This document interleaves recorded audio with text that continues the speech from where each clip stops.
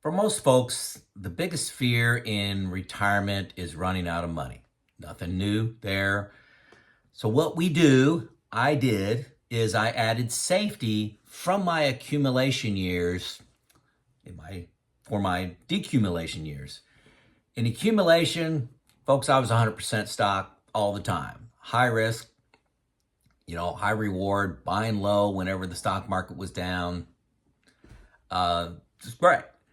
I'm telling you, when you don't have that paycheck coming in and you have to protect your nest egg, the wise decision most people make, you do whatever you want. What I did is I moved some towards safety. And I'm going to talk about that today and how the assets that I have performed in 5 years. So first of all, for those that I have not met, my name is Joe. I've been retired for 5 years now. I retired at the age of 54, currently 59. I'm walking you through my journey, not to be a prescription for you, but to be an example for you of one person going through retirement, all the information coming at me. How am I looking at that, interpreting that, and what actions do I take to give you more confidence to retire? There you go. So I have divided my money up into buckets, okay? Originally, it was bucket one, 4 years of expenses. So 4 years that I needed from my assets. So if I had, and I don't, well, I do. I have a very small pension coming in, so I subtract off my pension. What do I need from my assets to live? Okay, so if you're taking Social Security, subtract that off, what you need, and then what do you need from your assets? That's what I'm talking about that I have in bucket one. Targeted 4 years, targeted another 4 years in bucket two, and then the balance of my funds in bucket three. So in bucket one, 4 years, the intent there is to be out of the stock market drama, put money in CDs, money market funds, savings accounts, I-bonds, things that just have a very low risk of anything happening.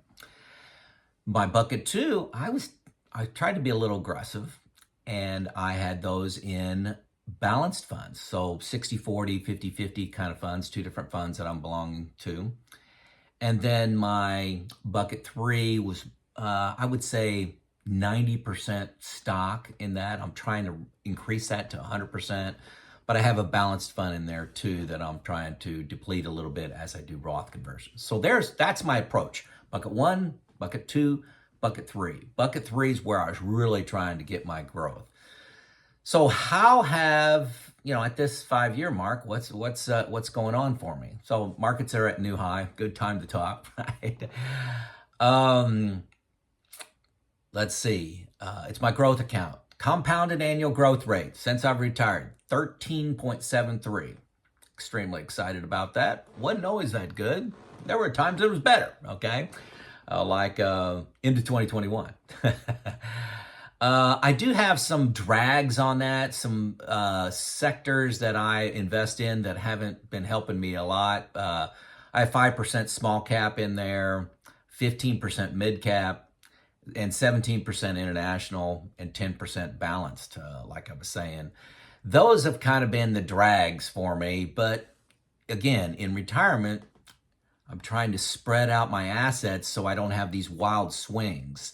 Okay, I want more stability for confidence to spend, because I'm also taking money out to live on it, and I don't want to have to sell when my stocks are down very much. So I've done very little with this account other than do Roth conversions.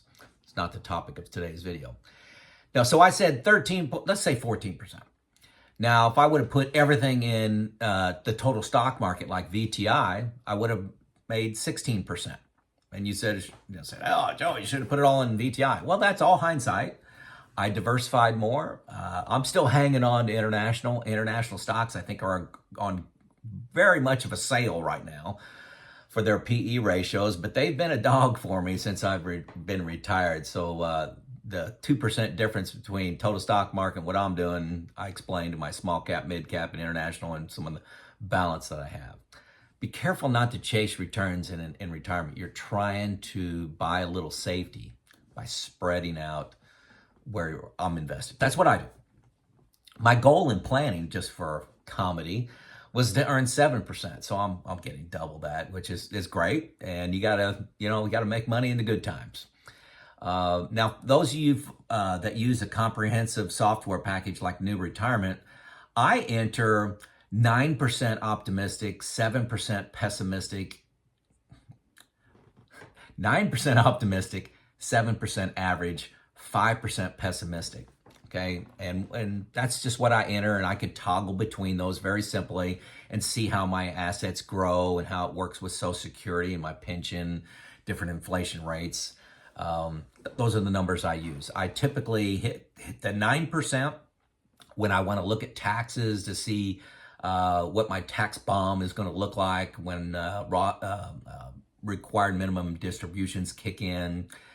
I typically like to use 7% to say this is what I think is reality, but I want to know what my tax liability could get to. And then 5% is kind of like, well, if things really go wrong for me, do I have enough money? So those are the 3 times I use those. New Retirement does a great job with answering those different questions with a simple toggle, boom, boom, boom, between those percentages. So New Retirement's what I use. And if you want a free 2 weeks, hit the first link below. Also inside of Bucket 3, I got my HSA. I've got, decent amount of money, my HSA, to contribute to that every year. So very, very happy with my Bucket 3. My Bucket 2, when I started out, the first 5 years of my retirement, I had that in balanced funds. I was targeting 4 years, and those funds have done 8.7 compounded annual growth rate. My target was 4, so almost double there. Again, take the good when you get it. Now this is probably where I made my biggest changes, because the rates of returns on bonds are so good now and money market's so good now. I've shifted from balanced funds in Bucket 2 to a bond fund. Okay, so this is Bucket 1 is to get me through targeting a 4-year down market and time to recovery. Bucket 2 is if there's another 4 years, so a total of 8 years, what are the safe assets I can draw from? So I decided to move from a balanced portfolio in Bucket 2 to pure bonds in Bucket 2. Now, I did this all in my IRA, so there was no tax consequences of this rebalancing, buying more bonds, okay?